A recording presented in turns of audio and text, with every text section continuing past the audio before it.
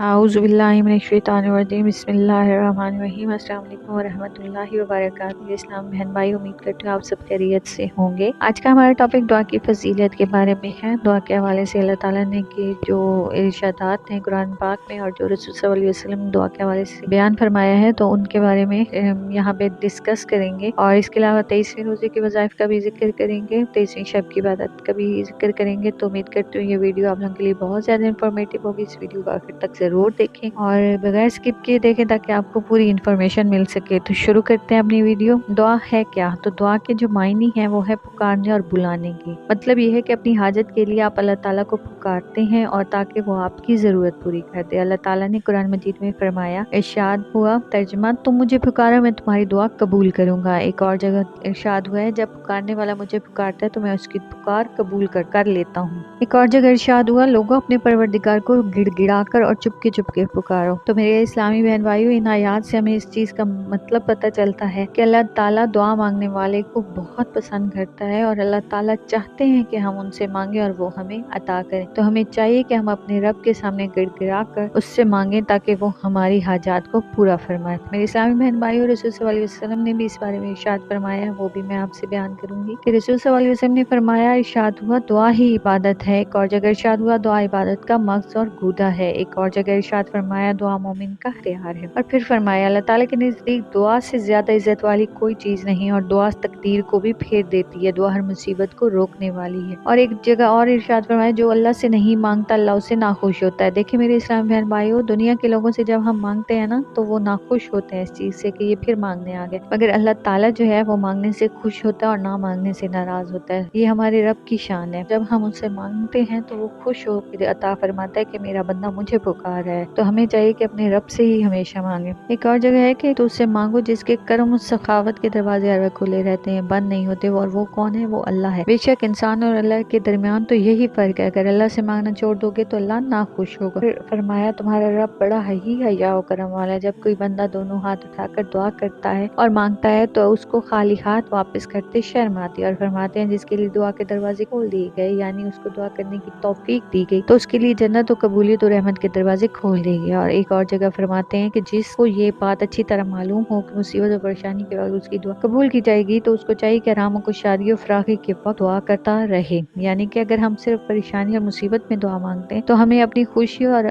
खुशहाली और सुकून के दिनों में भी अल्लाह ताला से दुआ करते रहना चाहिए, क्योंकि दुआ अल्लाह ताला को बहुत पसंद है। एक और जगह फरमाते हैं कि जो अल्लाह से सवाल करता है तो उसको अल्लाह ताला इन 3 चीजों में से एक जरूर देते हैं, या तो उस चीज को अता कर देता है जिस चीज को वो मांग रहा है, या उसको उससे बेहतर चीज अता कर देता है, या उसके जरिए से कोई बड़ी आने वाली मुसीबत को दूर कर देता है। तो मेरे इस्लामी बहन भाइयों, इन दुआ ही वो वाहिद जरिया है जिससे हम अल्लाह ताला से सब कुछ मांग सकते हैं और वो बहुत ही रहीम और करीम है। वो हमारी हर हाजत, हर दुआ को कबूल करने वाला और सुनने वाला है। इसके अलावा दुआ के कबूल होने की कुछ शराइत भी है। तो पहली शर्त यह है कि ईमान कामिल के साथ और इखलास के साथ दुआ करनी चाहिए, यानी सिर्फ अल्लाह ताला का ख्याल दिलो दिमाग और ज़बान पर हो, गैर का ख्याल बिल्कुल ना हो, क्योंकि बिला इखलास के कोई अमल कबूल नहीं होता। अल्लाह ताला फरमाते हैं, अल्लाह ताला को उसकी कुर्बानी का गोश्त और खून नहीं पहुंचता, लेकिन तुम्हारा तकवा और इखलास उसको पहुंचता है। एक और जगह इरशाद इताअत इलाही में इखलास का हुक्म दिया गया है। सुभान अल्लाह। तो हमें चाहिए कि हम खलूस दिल के साथ अल्लाह ताला की तरफ रुजू करके सिर्फ उसी से मांगे। दूसरी शर्त है कि खाना पीना पहनना हलाल और पाकीज़ा कमाई से अगर हराम की आमेजिश हुई तो दुआ कबूल नहीं होगी। रसूल सल्लल्लाहु अलैहि वसल्लम ने फरमाया, गंदा सर और गर्द आलूद आदमी लंबा सफर करता हो और दोनों हाथ आसमान की तरफ उठाकर दुआ करता हो, कहते हैं मेरे रब, कैसे उसकी दुआ कबूल हो हालांकि उसका खाना पीना और पहनना हराम का है और हराम से उसकी परवरिश हुई है, तो उसकी दुआ किस तरह कबूल होगी? यानी उसकी दुआ कबूल नहीं होगी। एक और जगह अल्लाह ताला ने इरशाद फरमाया कि ए रसूलो, हलाल रोजी से खाओ और नेक अमल करो। सुभान अल्लाह। और तीसरी शर्त दुआ की कबूलियत की है कि फरेब देने, कमार बाजी, शराब नोशी, हसद, तकब्बुर, कीना, गीबत और चुगली वगैरह जैसे गुनाहों से बचना चाहिए, क्योंकि ये सब गुनाह कबीरा हैं। कुरान और हदीस में इनकी बड़ी बुराई बयान की गई है। ये ऐसी 3 शराइत हैं कि इनके बगैर दुआ कबूल नहीं होती। और इसके अलावा आदाब दुआ हैं। तो दुआ के आदाब भी कुछ इस तरह से हैं कि सबसे पहले खुशू खुजू से दुआ करें। अल्लाह ताला इस आदाब को खुद इस तरह सिखाता है कि अपने रब को गिड़गिड़ा कर पुकारो और ये समझो कि मेरा रब मेरी बात को सुनता और मेरी हरकत नात को देखता है और वो मेरे सामने मौजूद है। वो अपने भिखारियों को जरूर देता है, महरूम नहीं करता, और अपनी हाजत को रग़बत से तलब طلب کرو۔ اس کے علاوہ دعاؤں میں اپنے گناہوں کا اقرار اور اس بات سے توبہ کیجیے کہ آئندہ ہرگز ایسا کام نہیں۔ اور تیسرا آداب ہے اپنے نیک کاموں کا واسطہ دے کر سوال کرو، جیسے کہ رسول صلی اللہ علیہ وسلم نے 3 آدمیوں کا واقعہ بیان فرمایا کہ 3 آدمی دوران سفر میں بارش کی وجہ سے پہاڑ کے غار میں پناہ کے لیے گئے۔ ایک چٹان گرنے کی وجہ سے غار کا منہ بند ہو گیا اور ہر ایک نے اپنے اپنے نیک اعمال کا واسطہ دے کر اللہ تعالیٰ سے دعا کی، پروردگار نے ان کو اس مصیبت سے نجات دی۔ نمبر 4، دعا سے پہلے وضو کرنا مستحب ہے اور وضو کرنے کے بعد 2 رکعت نفلی نماز پڑھیں۔ نمبر 5 ہے دعا کرتے وقت قبلہ کی طرف منہ کیجیے، کیونکہ شریعت نے نماز کا رخ اسی کو بنایا ہے اور رسول صلی اللہ علیہ وسلم دعا کرتے وقت قبلہ کی طرف منہ کرتے تھے، جیسا کہ جنگ بدر اور میں کیا تھا۔ نمبر 6، دعا کرنے سے پہلے اللہ تعالیٰ کی تعریف کیجیے، پھر رسول صلی اللہ علیہ وسلم پر درود بھیجیں، پھر دعا کر کے اللہ تعالیٰ کی تعریف اور نبی کریم صلی اللہ علیہ وسلم پر درود بھیجیں کر ختم کیجیے۔ نمبر 7، دونوں ہاتھ کشادہ کر کے چہرے اور دونوں کندھوں کے مقابل اٹھائیں، رسول صلی اللہ علیہ وسلم اسی طرح اٹھاتے تھے۔ نمبر 8، دونوں ہاتھوں کی ہتھیلیوں چہرے کے سامنے کر کے دعا مانگیں، رسول صلی اللہ علیہ وسلم اسی طرح دعا فرماتے تھے۔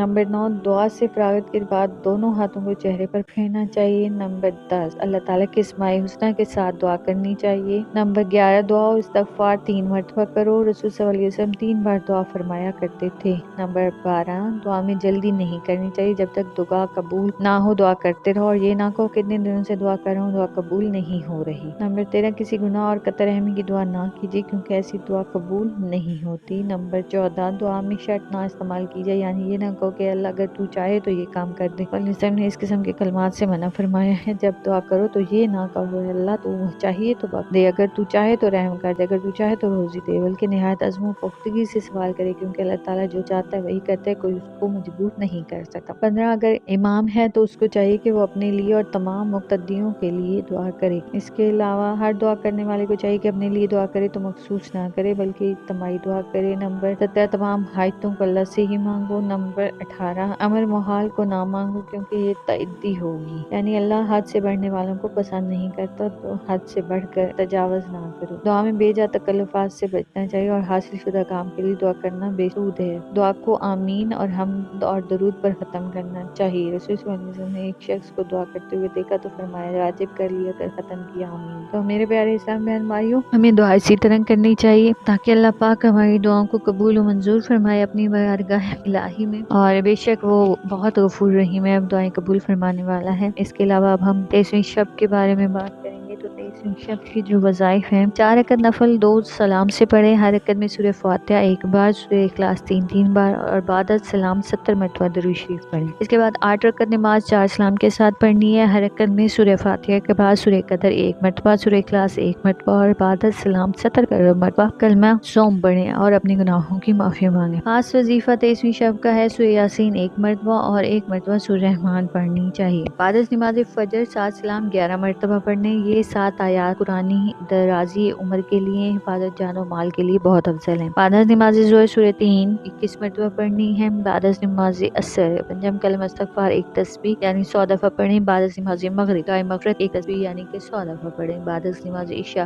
دعائے قرب 40 مرتبہ پڑھیں۔ یہ تھے آج کے وظائف۔ امید کرتی ہوں میری یہ ویڈیو آپ لوگوں کے لیے کافی انفارمیٹیو رہی ہوگی۔ میری اس ویڈیو کو اگر آپ کو پسند آئی ہے تو اس کو لائک کریں، شیئر کریں، کمنٹس کریں اور میرے چینل کو سبسکرائب کر دیں تاکہ ڈیلی بیسس پہ آنے والی ویڈیوز آپ کو ملتی رہیں۔ اپنا بہت خیال رکھیں، دعا میں یاد رکھیں۔ اللہ حافظ۔